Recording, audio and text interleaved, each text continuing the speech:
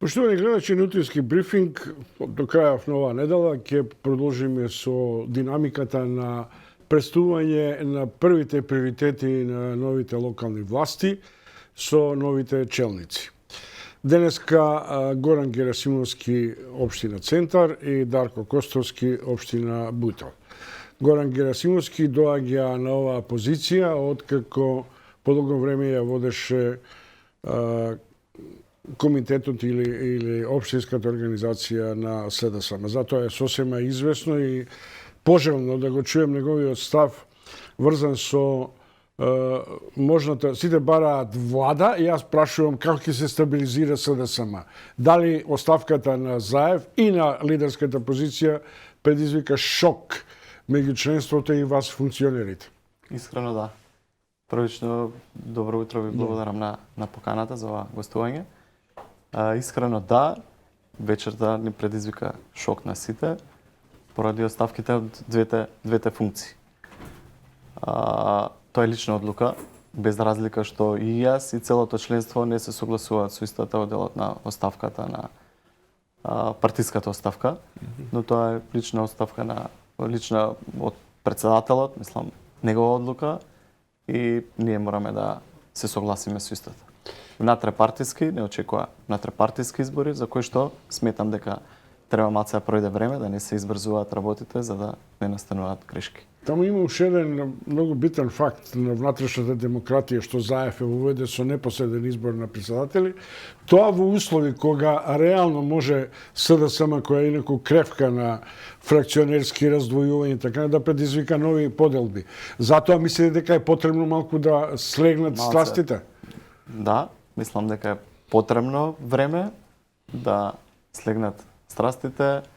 Сменете статутот, председателот се бира невари исто како и сите избори, односно со гласачки ливчиња и така натаму.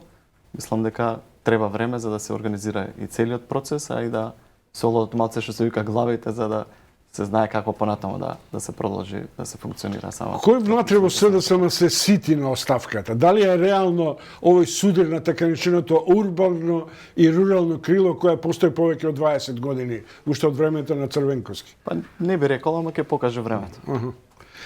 Добро, Горан Герасимовски, новиот родоначалник на Центар. Центар е инаку центар на урбаното, но и прилично хаотично јадро на метрополата.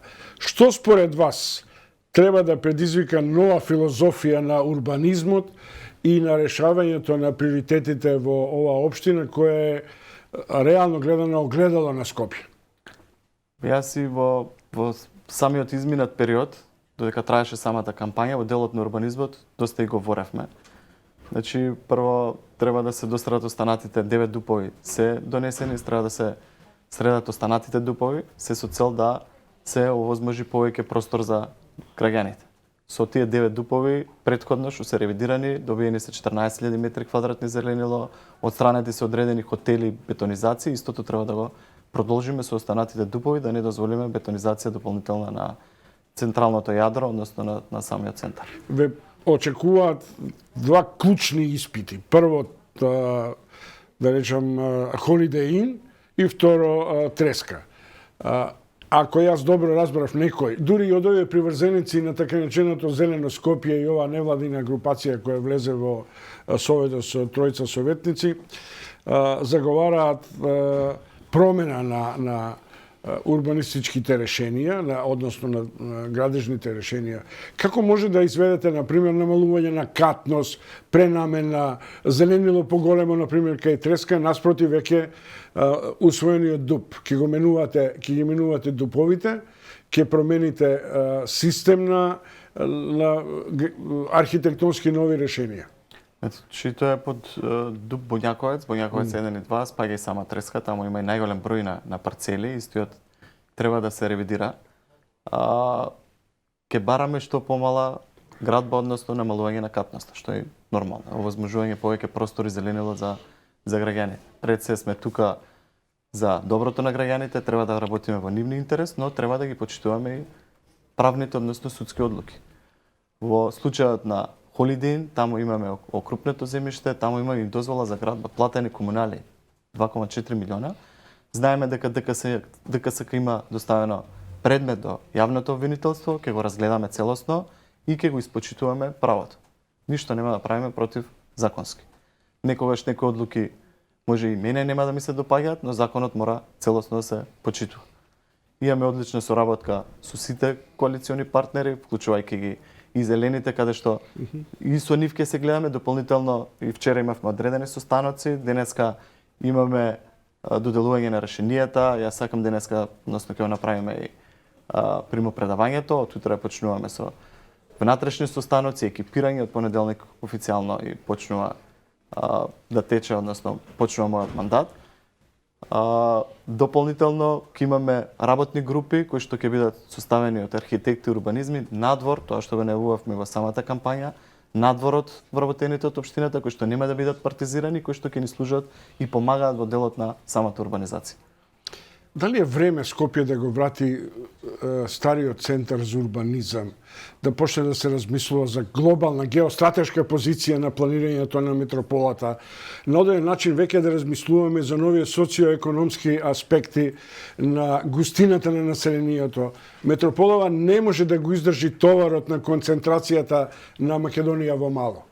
Целосно се согласуваме, тоа ќе треба да го правиме заедно со градот, да го планираме како понатаму и центарот, а и сите останати градски општини ќе се развиваат. Добро што после долги години имаме еден попис кој што ќе ни покаже многу параметри како ќе се развива и не само економијата, туку како ќе се развиваат и општините. Ќе ни покаже според бројот на население и густина каде ќе треба да се отворат повеќе градинки, повеќе училишта, каде ќе треба во кои населби повеќе да се сконцентрираме и за тоа.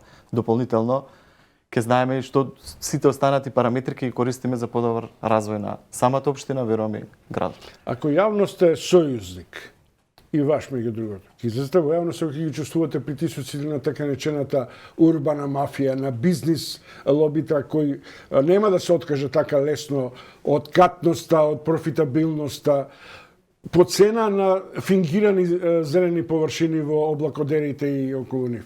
А при тоа, например, не се почитуваат елементарните сообраќајни пристапи кои ќе создадат нови вон стандарди. Еве, погледнете, Eastgate само за недела дена направи револт кај скопјани.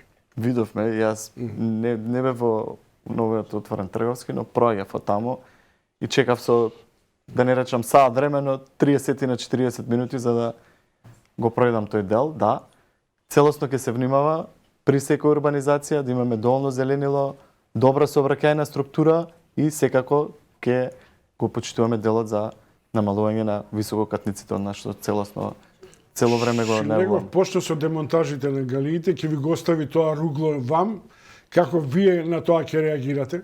Значи, чекаме судски одлуки за сите предмети кои што се доставени до судовите.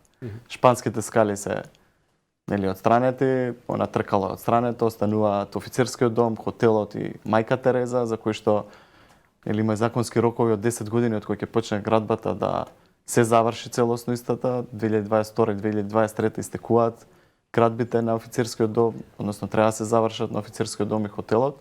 Доколку не се завршат, на истите следат пенали. Пенали или експроприација, што е сосема тоа нормално. Тоа е после тоа.